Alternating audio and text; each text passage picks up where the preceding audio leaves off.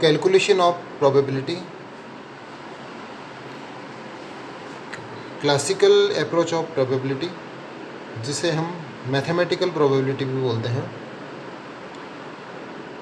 इस अप्रोच के अनुसार प्रोबेबिलिटी किस प्रकार कैलकुलेट होगी, किस तरह हम कैलकुलेट करेंगे प्रोबेबिलिटी को, इसका अध्ययन हम आज करेंगे।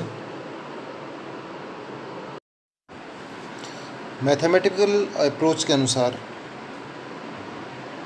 प्रोबेबिलिटी कैलकुलेट इस प्रकार करेंगे। Probability of A is equal to number of cases favourable to A upon total number of equally likely cases, या m upon m plus n। इस फॉर्मूले से हम प्रोबेबिलिटी कैलकुलेट करेंगे मैथमेटिकल अप्रोच के अनुसार।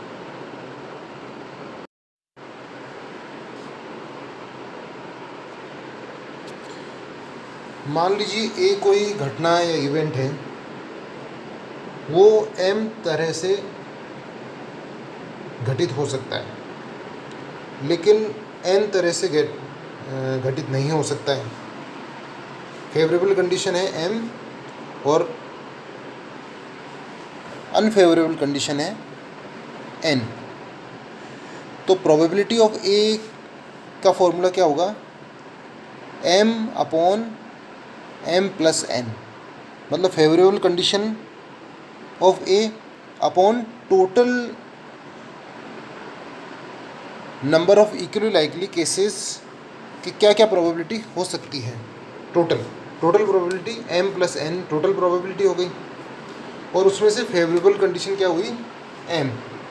तो फॉर्मूला होगा P A is equal to m upon m plus n। इसमें m फेवरेबल कंडीशन है, n जो है अनफेवरेबल कंडीशन है। फेवरेबल कंडीशन को बोलेंगे सक्सेसफुल आउटकम्स, और अनफेवरेबल कंडीशन को बोलेंगे अनसक्सेसफुल आउटकम। किसी घटना की घटित होने की स्थिति सफलता या सक्सेस और सक्सेसफुल आउटकम कहलाता है, जिसे हम पी ए द्वारा प्रदर्शित करते हैं।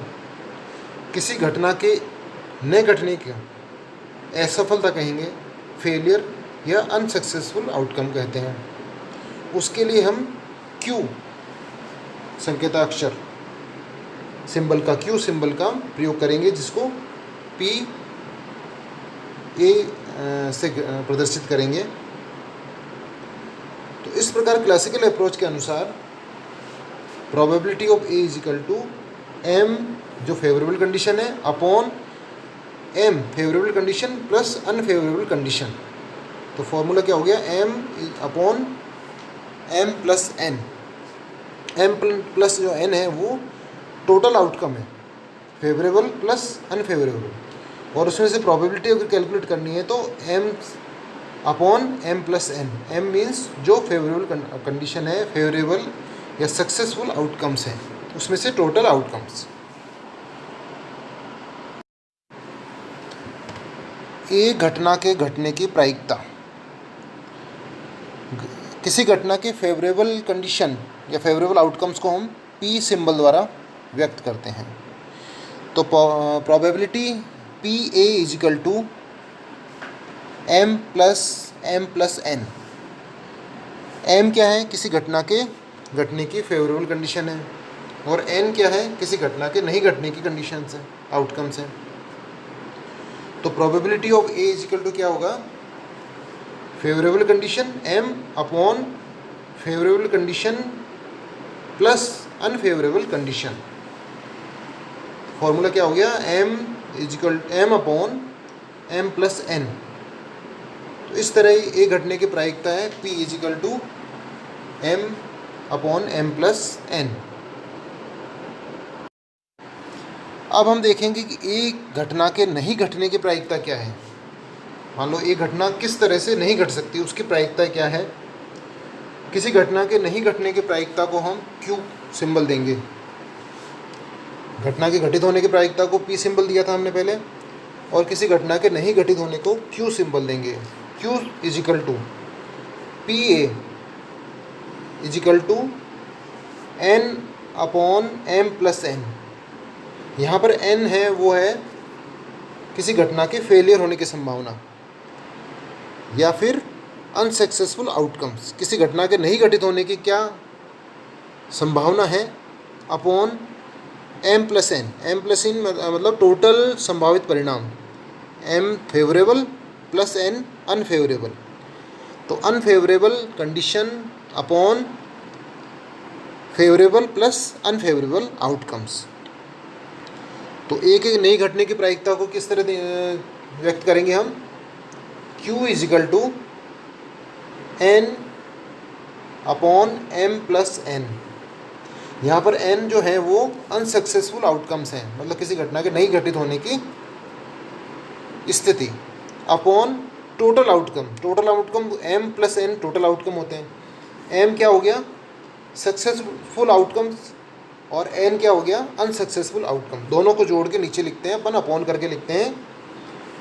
तो जो क्या हो गया कि unfavourable condition upon total condition, favourable plus unfavourable. तो इस तरह हम एक घटना के नहीं घटने की प्रायिकता को व्यक्त करेंगे। इस प्रकार हमने देखा कि किसी घटना की घटित होने की प्रायिकता को हम P द्वारा व्यक्त करते हैं और नहीं घटित होने की प्रायिकता को हम Q द्वारा प्रकट करते हैं। और जब किसी घटना घटित होने की प्रायिकता और नहीं घटित होने की प्रायिकता को जोड़ेंगे, टोटल लेंगे हम, उसका एडिशन करेंगे, तो उसका टोटल 1 आएगा। P plus Q is equal to 1। P का हमने फॉर्मूला देखा था m upon N, M plus N. अब उसमें अनफेवरेबल कंडीशन Q की प्रायिकता कितनी है, n अपॉन एम प्लस 1। जब इसको दोनों को हम टोटल जोड़ेंगे अपन, तो उसका टोटल कितना आएगा, 1 आएगा। क्योंकि किसी घटना के घटित होने और नहीं घटित होने की प्रायिकता को जो जोड़ेंगे हम, टोटल करेंगे, तो उसका टोटल हमेशा 1 आएगा। और हमें अगर किसी घटना के घटित होने की प्रायिकता पहले से मालूम है, हमें ज्ञात है, और उसके नहीं घटित होने की प्रायिकता क्यों कैलकुलेट करनी है, तो वो हम ज्ञात कर सकते हैं। या किसी घटना के नहीं घटित होने की प्रायिकता हमें ज्ञात है और घटना की घटित होने की प्रायिकता कैलकुलेट करनी है, तो भी हम कैलकुलेट कर सकते हैं।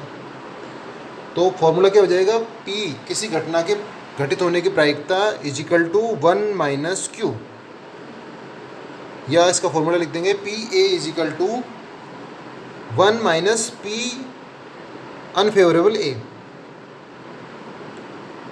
या हमें किसी घटना के नहीं घटित होने की प्रायिकता कैलकुलेट करनी है अगर दी हुई है प्रायिकता घटित होने की, तो Q इजिकल टू क्या फॉर्मूला होगा, Q is equal to 1 minus P, 1 minus जो उसके घटित होने की प्रायिकता, 1 में से माइनस करेंगे तो Q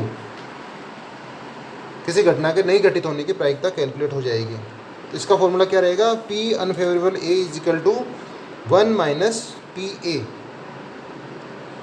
तो इस तरह हमने देखा कि किसी घटना की घटित होने की प्रायिकता और नहीं घटित होने की प्रायिकता का जब हम टोटल लगाएंगे तो उसका टोटल कितना आएगा, 1 आएगा। और कोई हमें प्रायिकता दे रखी है किसी घटना घटित होने की, तो उसको 1 में से अगर हम लेस करेंगे, माइनस करेंगे, तो घटना के नहीं घटित होने की प्रायिकता कैलकुलेट हो जाएगी। और किसी घटना के नहीं होने की प्रायिकता हमें होने की प्रायिकता अगर दी हुई है और नहीं होने की प्रायिकता कैलकुलेट करनी है, तो उसको क्या करेंगे, 1 में से किसी घटना के घटित होने की प्रायिकता को अगर माइनस करेंगे उसमें से, तो किसी घटना के नहीं घटित होने की प्रायिकता कैलकुलेट हो जाएगी।